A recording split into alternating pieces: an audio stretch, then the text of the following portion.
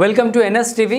నేను రాజీవ్. ముందుగా హెడ్లైన్స్ చూద్దాం. తిరువురు మండలంలోని కోకిన్లపాడు గ్రామంలో ఎన్నికల ప్రచారం భాగంగా ప్రజలను ఆప్యాయంగా పలకరిస్తూ ఫ్యాన్ గుర్తుకు ఓటు వేసి తిరువురు వైసీపీ నియోజకవర్గ అభ్యర్థి నల్లగడ్ల స్వామిదాస్ను విజయవాడ ఎంపీ అభ్యర్థి కేశినేని నానిని గెలిపించాలని కోరారు.